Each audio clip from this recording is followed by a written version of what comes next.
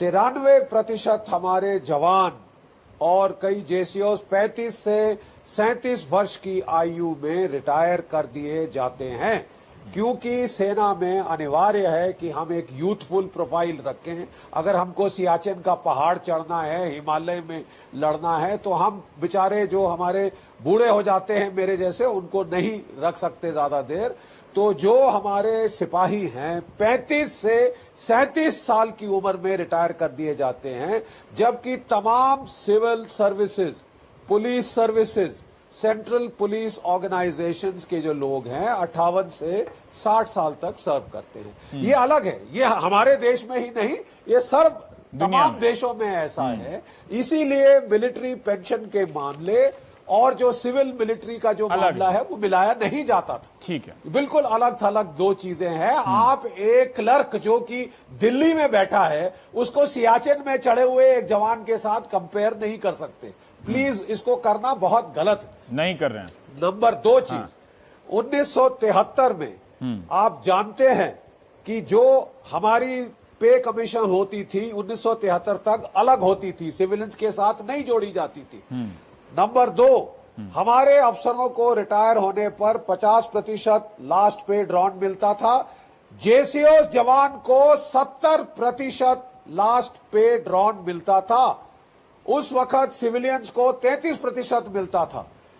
बड़ी मुस्तैदी से जो नौकरशाहों ने दोनों को मिलाया, हमारी पेंशन घटाकर 50% पे ले आए। 1971 में हमने जंग जीती और 73 में ये इनाम में मिला। हमारी पेंशन घटा दी गई।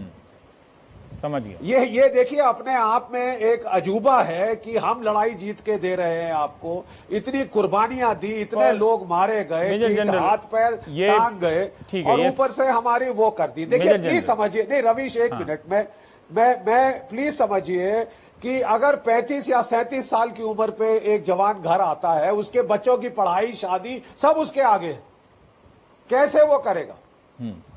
मेरे दर्शकों को अगर आप बता सकें कि मेजर जनरल जीडी बख्शी जब रिटायर हुए उनके पेंशन में, और आज कोई कर्नल जो आपसे कई रैंक नीचे का है वो रिटायर होता है, यही मसला है ना? जहां तक मैं समझा तो उनके पेंशन में वो हो सकता है कि उसको ज्यादा पेंशन मिले आपके पेंशन से।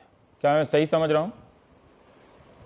बिल्कुल सही समझ रहे हैं आप। देखिए एक जवान जो कि 2006 के पहले रिटायर हुआ है और जो उसके बाद रिटायर हुआ है, 83% फर्क है। मेजर की पेंशन में 56% फर्क है, और इस तरह ये हर रैंकों पे ये चल रहा है। तो नेचुरली देखिए वो एक तो उसकी किल्लत कम है क्या, जो 2006 के पहले रिटायर हुआ, उसकी किल्लत कम है। यही हम समझाने की कोशिश कर रहे हैं कि सबसे ज्यादा बुरा असर इसका सेना पे पड़ता है। आप जाने अनजाने क्या आप ये बता सकते हैं, एक सेकेंड, कि आप बेवकूफ हैं कि आपने आके देश के लिए कुर्बानियां करी? नहीं, मेजर जनरल मारो, हमारे पास पैसा नहीं है। मेजर जनरल, मैं रात के वक्त आपको बहुत उत्साहित नहीं करना चाहता, पर मैं एक सवाल पूछ रहा हूं। जैसे आपने कहा कि 2006 के पहले जो आप रिटायर हुए तो आपका पेंशन कम है, आज जो रिटायर होगा आपसे ज्यादा है।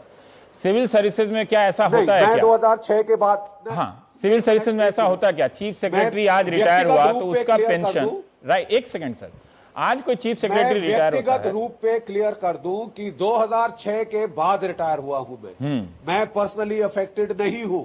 ओके, ठीक है, प्लीज। हाँ, मैं एक असूल के लिए आपके बहाने में तो सवाल पूछ सकता हूं। मैं एक, आपने जो कहा जैसे कि 2006 से पहले कोई चीफ सेक्रेटरी रिटायर होता है, उनका पेंशन जो आज चीफ सेक्रेटरी रिटायर हो रहा है उनके पेंशन में तो अंतर होगा ही होगा सर।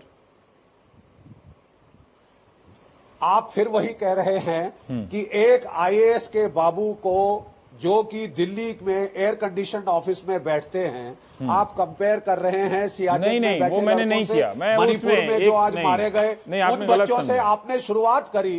नहीं, आपने शुरुआत करी पहले श्रद्धांजलि देके, जो मणिपुर में हमारे लड़के शहीद हुए हैं आज के दिन। आप उसको बराबरी कर रहे हैं आईएएस के जब नौकरशाहों से। नहीं, आपने समझा नहीं सवाल को सर। नहीं, मैं बराबरी नहीं कर रहा हूं। मैं कह रहा हूं कि क्या इस तरह का अंतर दूसरी सेवाओं में भी आता है क्या? सिविल सेवाओं में आता है, मैं सिविल और मिलिट्री की तुलना नहीं कर रहा हूं। है, दूसरी सेवाओं में है, और मैंने तभी शुरुआत में आपको बताया तुलना नहीं किया। फर्क हमारे में मैग्नीफाई क्यों होता है? ठीक है, राइट।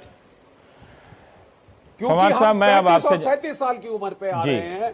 ज्यादातर हमारे लड़के 93%। ठीक है। आप 60 साल तक नौकरी करेंगे। मेरी तो कोई पेंशन भी नहीं है, पता भी नहीं है सर कब तक नौकरी करूंगा, इसलिए मैं तो इस लड़ाई से बाहर हूं और मेरा योगदान निश्चित रूप से आप तो आपसे खुश तुलना हैं। नहीं की जा सकती है। रवीश, सामान्य योगदान है आप हमारा। खुश है, लेकिन आपको आगे लड़ने वालों को सहयोग देना चाहिए। हाँ नहीं, मैं बिल्कुल आपके साथ हूं, बिल्कुल।